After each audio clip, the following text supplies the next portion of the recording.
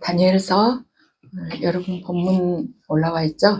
다니엘서 10장 1절에서 9절까지 함께 합독하시겠습니다. 10장 1절에서 9절입니다. 페르시아의 고레스 왕 제3년에 일명 벨드사살이라고 하는 다니엘이 계시로 말씀을 받았다. 그 말씀은 참된 것이었는데 환상을 보는 가운데 심한 고통 끝에 겨우 그 뜻을 깨달았다.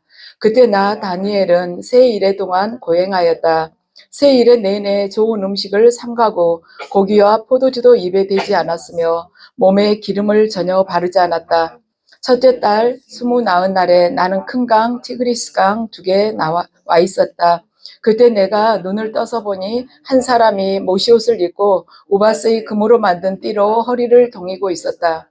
그의 몸은 녹주석같이 빛나고 그의 얼굴은 번갯불같이 환하고 눈은 횃불같이 이글거리고 팔과 발은 빛나는 노새처럼 번쩍이었으며 목소리는 큰 무리가 지르는 소리와도 같았다. 나 다니엘만 이 환상을 보고 나와 같이 있는 다른 사람들은 그 환상을 보지 못하였다. 그들은 두려워하며 도망쳐서 숨었으므로 나 혼자만 남아서 그 큰 환상을 보았다. 그때 나는 힘이 빠지고 얼굴이 죽은 것처럼 변하였으며 힘을 쓸 수 없었다. 나는 그가 말하는 소리를 들었는데 그의 말소리를 들었을 때 나는 정신을 잃고 땅에 쓰러졌다. 아멘. 어제 김소미 권사님, 시어머님 거기 다녀왔는데 또 같이 오셔서 여러분들 위로해 주신 분들 감사드리고요. 또 그동안 형편 때문에 오시지 못하셨을지라도 그동안에 기도해 주셔서 감사합니다. 오늘 본문으로 들어가겠습니다. 이 다니엘서는 성경에서 굉장히 중요한 역할을 하는데 어떤 중요한 역할을 하냐면 신약과 구약을 연결해주는 역할을 하고 있습니다. 다니엘서가 다 해서 12장밖에 안 돼요. 그런데도 대선지서로 불리고 있습니다. 이사야, 예레미야, 에스겔 이렇게 다니엘에서 4개가 대선지서입니다. 근데 분량으로 보자면 호세아서가 다니엘서보다 더 길거든요. 호세아서는 14장까지 있어요. 그런데 왜 호세아서를 대선지서에 넣지 않고 다니엘서를 대선지서에 넣는가? 그것은 다니엘서가 가지고 있는 그 가치 때문에, 지니고 있는 가치 때문에 바로 신약과 구약을 연결해주는 그 다리 역할을 하기 때문에 다니엘서를 대선지서로 넣은 것입니다. 그래서 다니엘서를 읽으면 말라기 이후로 400년 동안 이렇게 계시가 없었지 않습니까? 그런데 그 계시가 없는 동안에 어떤 일이 일어났는지를 예수님 오시기 전까지 어떤 일이 일어났는지를 다니엘서에 나오는 그 계시를 통해서 알 수가 있습니다. 그래서 금신상이나 아니면은 내 짐승 순념소에 관한 환상, 오늘의 이 말씀들. 그런데 이스라엘 백성들이 고국으로 귀환을 했지만은 그걸로 끝나는 것이 아니라 고난과 아픔과 전쟁들이 또 있을 것이다 하는 것을 또 계시를 해주죠. 그리고 이 모든 일들이 그 사건 끝에 누가 있냐면은 예수 그리스도께서 계시다는 것입니다. 그래서 그 400년 동안 묵시가 없었던 그 400년 동안 그동안에 있을 일들을 다니엘을 통해서 미리 다 하나님께서 말씀을 하실 것이죠.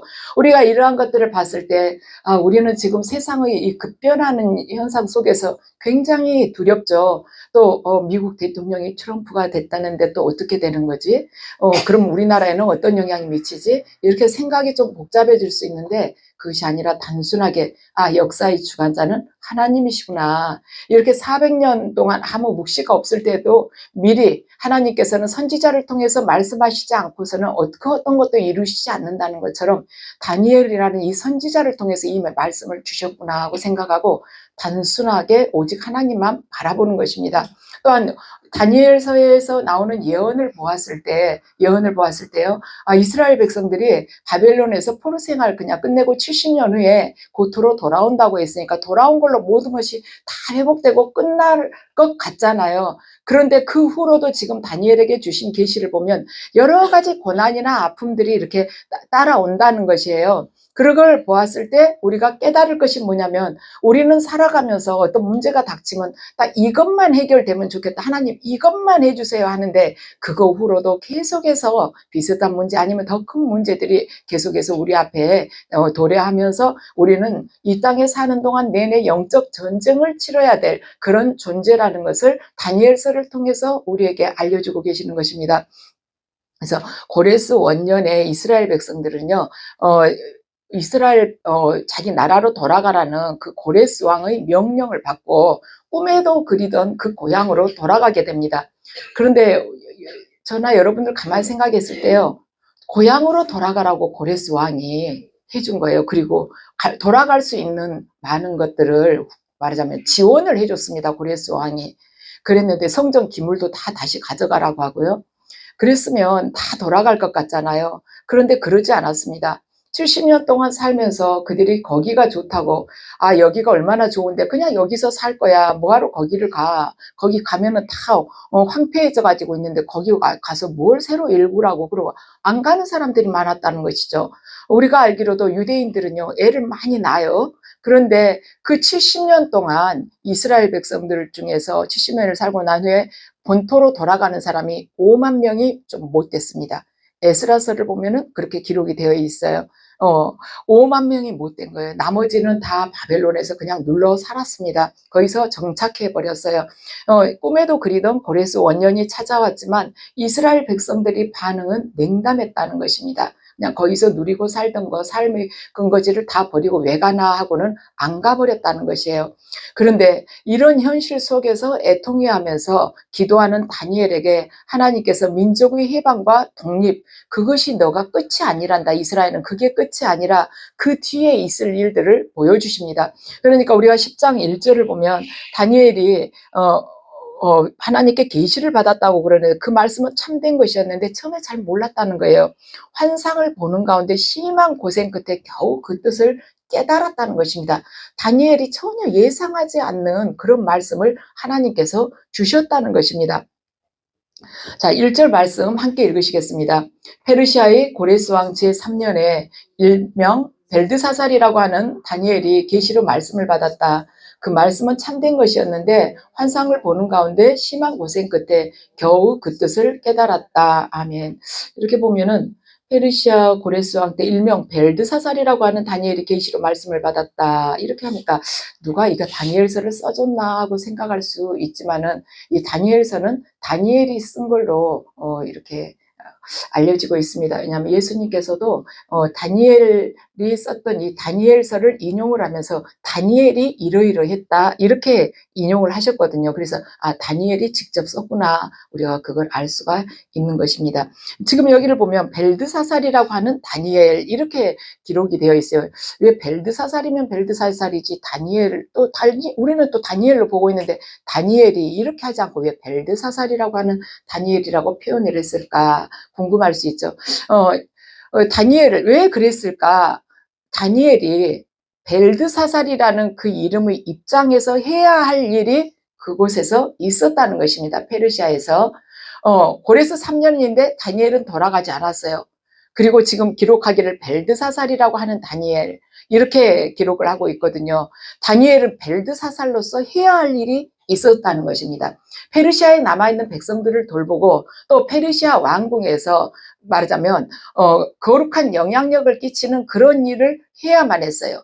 다니엘이 자기 육적인 마음을 가지고 있다면 왜 황무한 이스라엘에 대해서 그토록 애통해하는 그가 이스라엘로 돌아가지 않았겠습니까? 그런데 그가 기도할 때 하나님께서 돌아가지 말고 너는 여기서 할 일이 있다고 말씀하셨기 때문에 다니엘이 돌아가지 않는 걸로 생각이 됩니다. 왜냐하면 그러지 않으면은 이렇게 나라를 사랑하는 다니엘이 바로 가죠. 이렇게 애통해하는 다니엘이 같이 재건을 하죠. 그래서 하나님께서는 다니엘에게 계속 환상을 보여주시면서 또한 또 음성을 들려주셨어요. 왜 그러셨을까? 왜 꼭 다니엘에게 그렇게 하셨을까? 왜냐하면 그가 늘 하나님께 집중되어 있었기 때문에 하나님의 뜻을 구하고 있었고 하나님의 마음을 헤아리고 있었기 때문에 다니엘에게 그걸 보여주신 것입니다. 자, 2절과 3절 함께 읽으시겠습니다. 그때나 다니엘은 세 일의 동안 고행하였다. 세 일의 내내 좋은 음식을 삼가고 고기와 포도주도 입에 대지 않았으며 몸에 기름을 전혀 바르지 않았다. 아멘. 다니엘이 이렇게 하면서 세 일의 동안에 좋은 음식도 삼가고 고기와 포도주도 입에 대지 않으면서 몸에 기름도 바르지 않고 이러면서 기도를 했다는 것입니다. 그리고는 그 뜻을 하나님께서 주신 환상의 의미를 깨달았다는 것입니다.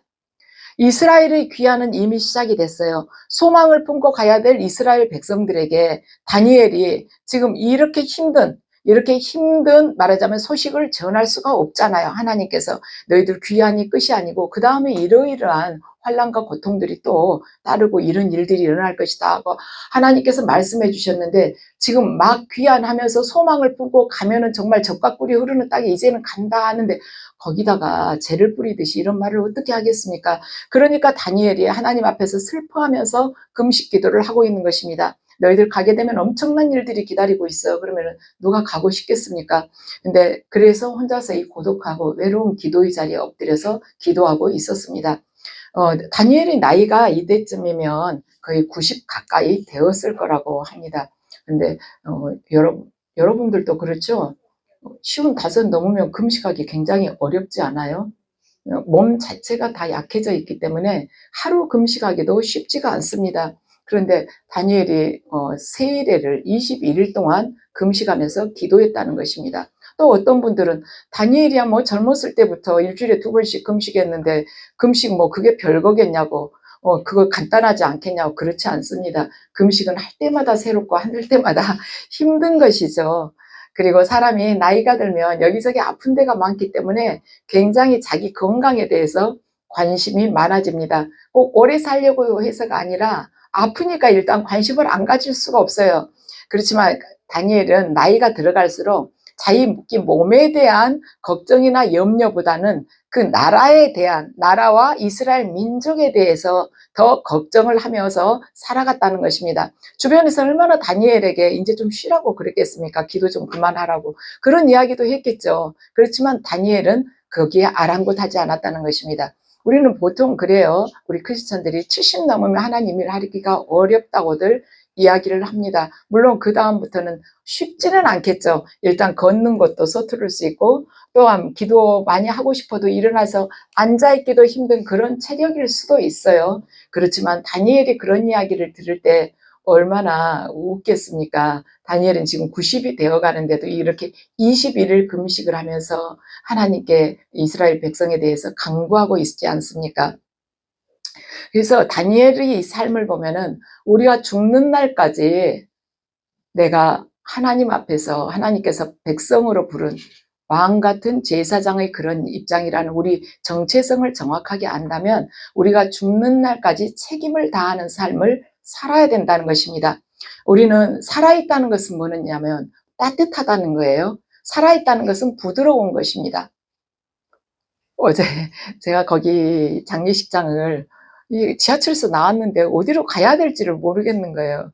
그래가지고 이렇게 들어가 보니까 약간 주차장 비슷하게 있어요. 그래 들어갔는데 어느 분이 이렇게 앰뷸런스에서 뭘 이렇게 꺼내요. 근데 시신인 거예요. 깜짝 놀랐어요. 반듯하게 이렇게 몸이 하나도 틀어지지 않고 그리고 그렇죠. 이 살아있는 사람은 부드럽고 따뜻한데 죽어있다는 것은 차갑고 굳어있다는 거잖아요. 그래요. 살아있다는 것은 뭔가 반응을 할 수 있는 존재라는 것입니다.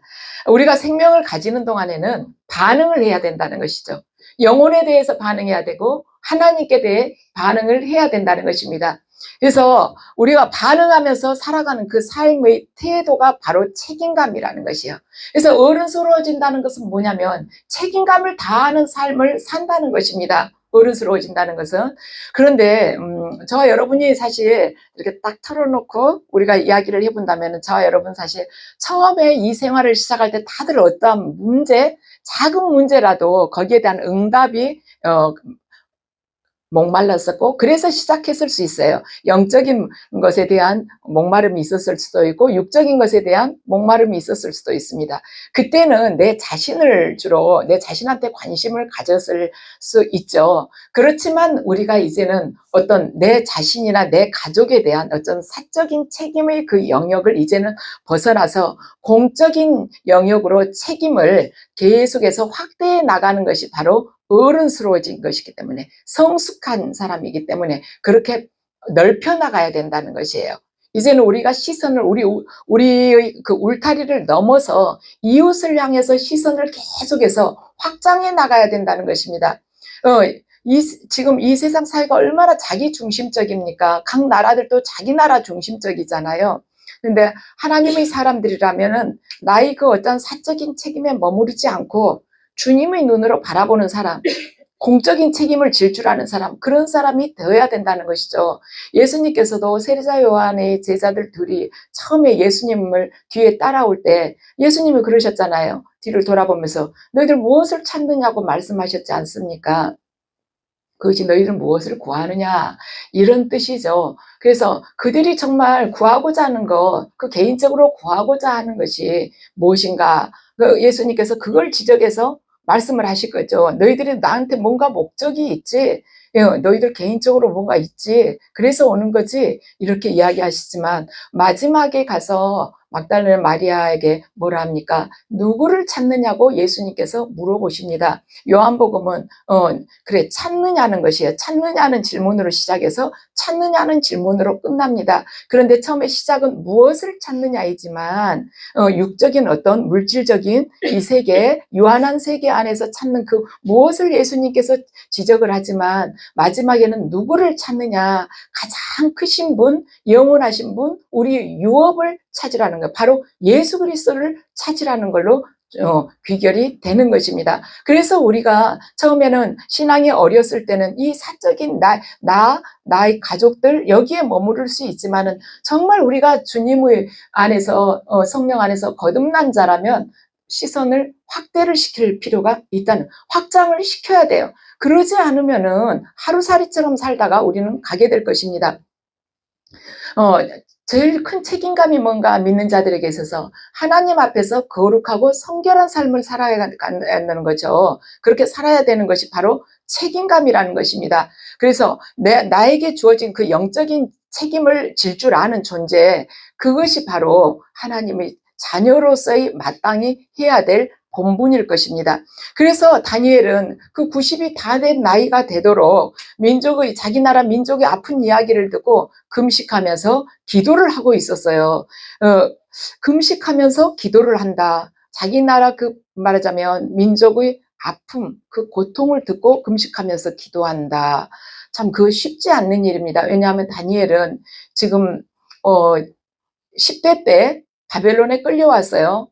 끌려와서 훈련을 받고 한 3년 훈련을 받고 그리고는 왕궁에서 계속 살았습니다. 거기서 살면서 세상의 온갖 이야기들, 왕을 4명을 거쳤을 때 별의별 것을 다 보고 듣고 하지 않았겠습니까? 그러면 사람이 감정이 무딜 수도 있는 것입니다.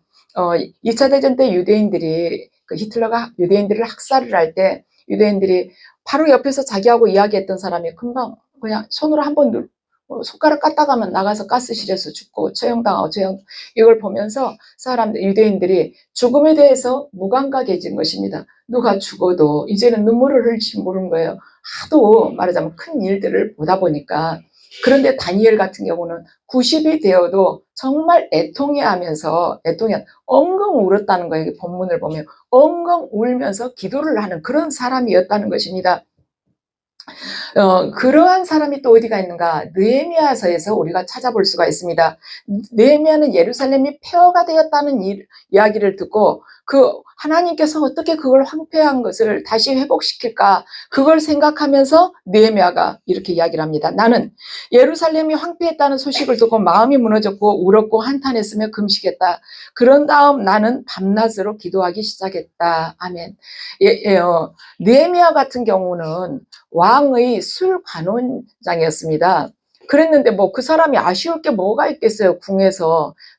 지금 우리가 생각하기에는 술 따르는 사람, 이렇게 생각할 수 있지만 이것은 뭐 그런 서비스하는 술집에서 서비스하는 그렇게 생각을 해서는 안 되고 이때 술 관원장이라면 왕과 같이 국사를 의논하면서 어떤 정치적인 것이며 사회적인 것이며 그러한 것들을 외교적인 것이며 의논하면서 왕에게 조언도 하고 이렇게 하는 그런 사람이었어요. 그랬는데 그 느헤미야가 자기는 잘 먹고 잘 사는데 아쉬울 게 뭐가 있다고 그렇게 했겠습니까? 그랬는데 느헤미야가 이렇게 울면서 하나님 앞에 기도를 했다는 것이죠. 그런데 그 시대에 느헤미야만 그렇게 그 소식을 알았겠는가? 느헤미야만 하나님을 믿는 사람이었겠는가? 아닙니다. 그 느헤미야 외의 그 당시에 다른 사람들, 여호와 하나님을 믿는다고 하는 이스라엘 백성들이 얼마나 많았겠습니까? 나름대로 신실하다고 생각하는 사람들이 얼마나 많았겠습니까? 그리고 나중에 말하자면 예루살렘에서도 통치자가 된 사람들, 지도자가 된 사람들이 얼마나 많았겠습니까? 그런데 그들이 느헤미야처럼 기도하지 않았다는 것입니다. 지도자가 되었지만 그렇지 않았다는 것이 기도하지 않았다는 거예요. 제사장의 아론의 그 말하자면 가문에서 제사장의 그 직분을 가지고 또한 레위인들도 얼마나 많았겠습니까? 그런데 나라에 대해서 그렇게 염려하지 않았다는 것입니다. 왜 다른 사람들은 느헤미야처럼 그러지 않았고 왜 느헤미야와 같은 응답을 받지 못했을까? 왜 느헤미야처럼 그렇게 간절하게 기도하지 않았고 울면서 애통해하지 않았고 왜 느헤미야처럼 하나님께 응답을 받지 못했을까? 왜 하나님께서 예루살렘을 회복시키는데 그들을 사용하지 않으셨을까? 그들은 왜 하나님의 말씀을 받지 못했을까? 그것은 그들 안에 비통함이 전혀 없었기 때문입니다. 눈물을 흘리지 않았어요. 그들은 한마디도 기도하지 않았습니다. 하나님을 믿는다고는 했지만 기도하지 않았어요. 아유, 안 됐네. 다시 회복이 돼야 되는데 이 정도 이야기는 남도 할 수가 있는 것입니다. 믿지 않는 불신자도 할 수가 있어요. 그렇다면 우리는 지금 이 시대에 어떻게 살고 있습니까? 우리도 또한 이러한 비슷한 것들을 목도하고 있지 않습니까?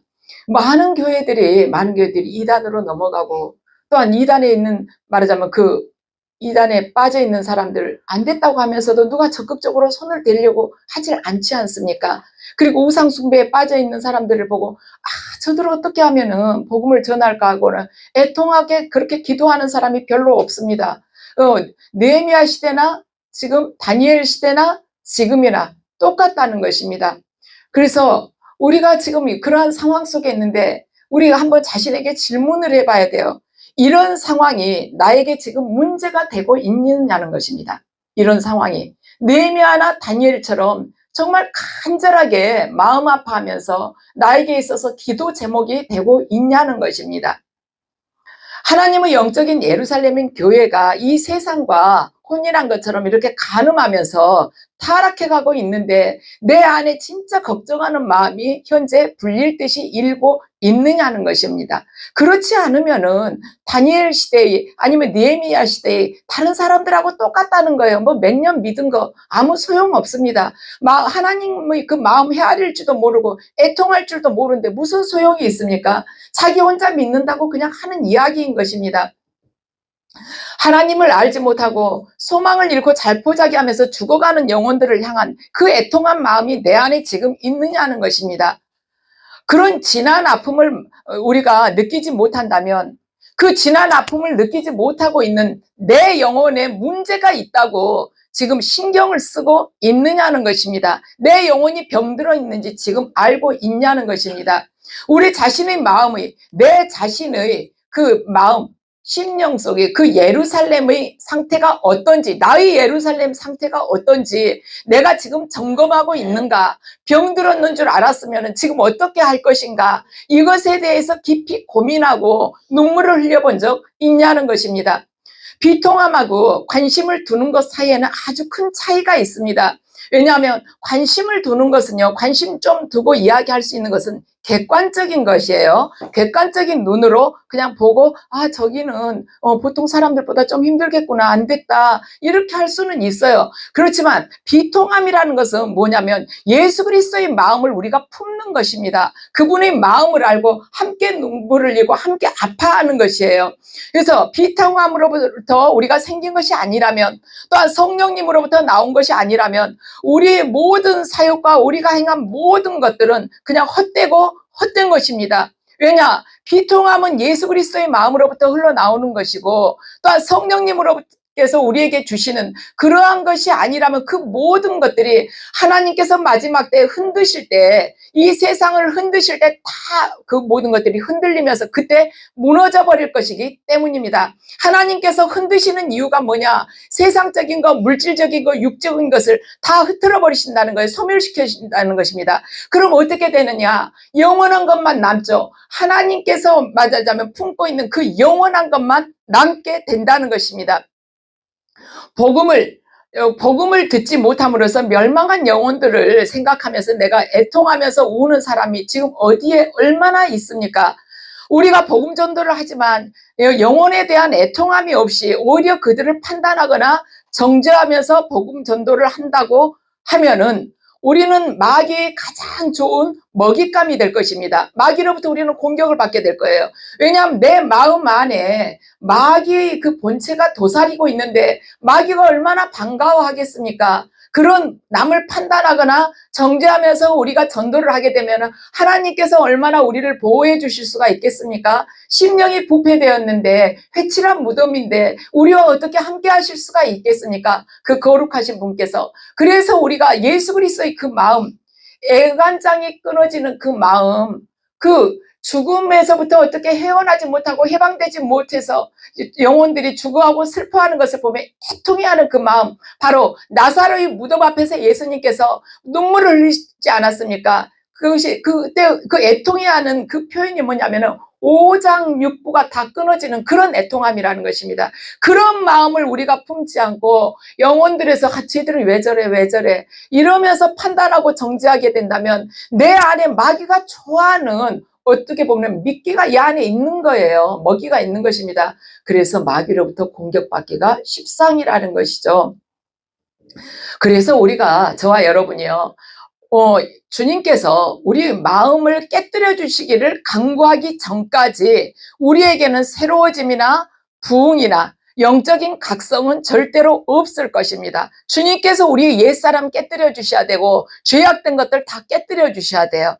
그것이 돼야만이, 먼저 선행이 돼야만이 우리 안에 영적인 부흥이나 각성이 있게 된다는 것입니다. 그래서 저와 여러분들 간혹 걱정을 하자. 우리 누구 좀 구원 받아야 되는데, 제대로 믿어야 되는데 걱정할 수 있어요. 우리 부모님 믿음 생활 하셔야 되는데 이렇게 걱정할 수 있습니다. 그런데 저와 여러분은 이제 걱정된다고 말하지 마십시다. 왜냐하면 인터넷과 TV 앞에서 몇 시간씩 보내면서도 구원받지 못한 우리 누구 너무나도 안타깝다고, 구원 좀 받았으면 좋겠다, 이렇게 말해서는 안 된다는 것이에요. 구원받지 못한 누구 안타깝고 그렇게 자꾸 떠오르고 마음이 정말로 아프다면은 인터넷이나 TV 끊고 당장 금식하면서 그 영혼을 위해서 기도한다는 것입니다. 기도해라는 것이 하나님의 법칙이에요. 그래서 저와 여러분은 제발 깨어있자는 것입니다. 다니엘을 보세요. 여러분들 지금 우리 작은 무리잖아요. 우리가 깨어있다 해서 세상 변해요? 아닙니다. 변합니다. 우리가 변한 만큼 세상은 변해요. 우리가 변하지 않으면 절대로 세상 안 변합니다. 우리가 변한 그만큼만 세상은 변하는 것입니다. 다니엘 보세요. 한 사람이 기도를 했잖아요. 그런데 페르시아 왕국을 지배하는 마귀의 세력이, 말하자면 가브리엘 천사를 막았지 않습니까? 마귀의 나라가 진동을 한 거예요. 지옥을 흔드는 기도를 한 것입니다. 다니엘 한 사람이 기도를 했는데, 다니엘의 기도가 얼마나 그가 힘이 있었으면, 능력이 있었으면 사탄의 나라, 지옥이 흔들린 거예요. 페르시아 왕국을 말하자면 지배하는 악한 영들이. 다 들고 일어난 것이죠. 그래서 가브리엘 천사를 막은 거예요.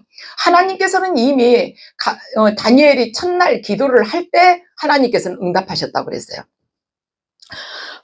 다니엘아 두려워 12장 말씀입니다. 다니엘아 두려워하지 말아라. 내가 이 일을 깨달으려고 하나님 앞에서 스스로 겸손하여지기로 결심한 그 첫날부터 하나님은 내가 간구하는 말을 들으셨다. 내가 간구하는 말에 응답하려고 내가 왔다. 하나님께서 보내신 것이죠. 이거 자 네가 하나님 앞에서 스스로 겸손하여지기로 결심한 그 첫날부터 하나님께서 네가 간구하는 기도를 들으셨다는 것입니다. 하나님은 우리의 기도를 들으시는 분이에요. 하나님은 응답하시는 분입니다. 우리가 다만 응답하시지 않는다고 생각하는 것은 내가 정해놓은 응답이 있어서 응답하지 않으신다고 생각을 하는 것이죠. 듣는다, 샤마흐예요. 여기서 하나님께서 네가 간구하는 말을 들으셨다. 이 듣는다 샤마흐인데 이 샤마흐에는 두 가지 뜻이 있습니다. 하나는요, 우리가 하나님 말씀을 듣는다 할 때는요, 순종이라는 의미가 있어요. 그것도 샤마흐예요. 듣는다, 순종. 그런 의미가 있고, 하나님께서 들으셨다. 이것도 샤마흐인데, 어떠한 뜻이 있냐면요, 응답하신다는 뜻이 있는 것입니다. 그래서 순종과 응답이 똑같이 샤마흐예요. 그래서 우리가 하나님 앞에서 정말 기쁘게 순종하고 그분 중심으로 살아가게 된다면 하나님께서 반드시 응답하신다는 것이죠. 그래서 하나님은 응답하시는 분이신 것입니다. 그러나 13절을 보면 그러나 페르시아 왕국이 천사장이 20하루 동안 내 앞을 막았다. 내가 페르시아 홀로 남아있었으므로 천사장 가운데 하나님 미가엘이 나를 도와주었다. 페르시아 왕국의 천사장은 그 나라의 굉장히 착한 천사가 아니라 악령을 뜻하는 것입니다. 그래서 로마를 다스리는 악한 세력들, 헬라를 다스리는 악한 세력들, 하늘의 권세들, 그것들이 있다는 것이죠. 그래서 우리가 깨어서 계속 기도를 해야 된다는 것이에요.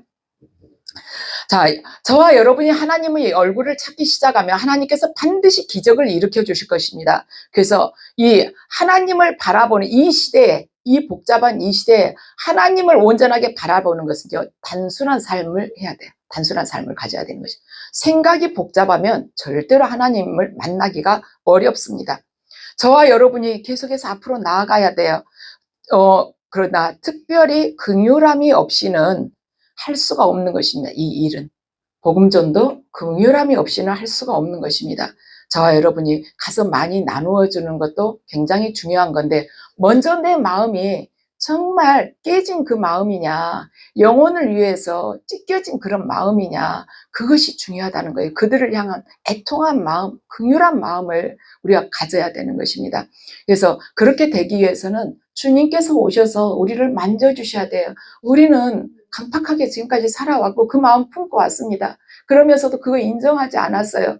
인정하지 않았고 항상 그 상황에 따라서 어쩔 수 없다는 듯이 우리가 합리화를 시키면서 살아왔습니다. 그런 우리에게 무슨 긍휼한 마음이 있고 애통한 마음이 있겠습니까?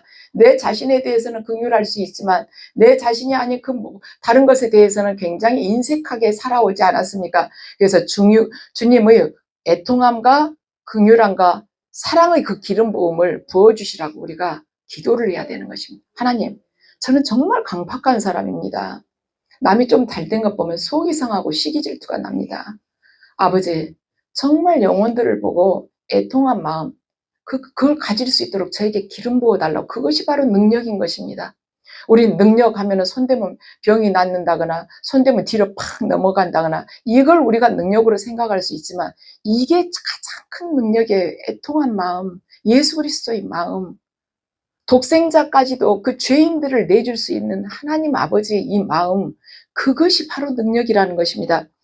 우리 오늘 본문에서 이렇게 우리가 새겨드려야 될 것이 뭐냐면 평생 동안 이 기도했던 다니엘의 이 습관을 우리가 꼭 배우자는 것입니다. 이것이 이 시대에 굉장히 필요하다는 것이죠.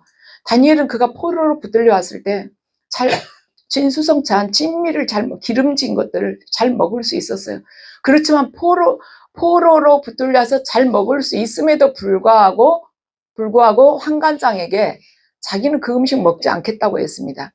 나는 이런 음식 먹지 않고 하나님께서 우리를 너희들 앞에 어떻게 세우는지 보게 하겠다. 나한테 채소만 달라고. 그렇게 했던 것이죠. 다니엘과 세 친구들에게는. 그런 금식을 하면서 기도했던 사람인데 지금 60년이 지난 지금도 여전히 금식하면서 기도한다는 것입니다. 이 신앙의 이 습관 훈련이 하루아침에 되지 않는 것이에요. 오늘날 이 시대가 필요한 사람은 어떤 대단한 능력, 어떤 굉장한 스펙을 가진 사람을 필요로 하는 것이 아니라 기도하는 사람이라는 것입니다. 기도하는 사람은 아무도 흉내를 낼 수가 없어요. 그 능력을 어느 누구도 넘볼 수가 없는 것입니다.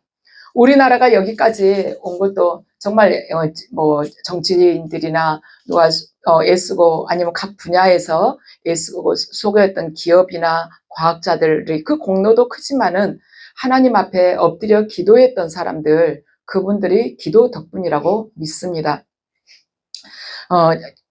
저희들 이 대림동과 페루 지역에 대해서 우리가 기도를 하잖아요. 저도 기도하면서 이렇게 잠잠하게 느껴진 게 뭐냐면,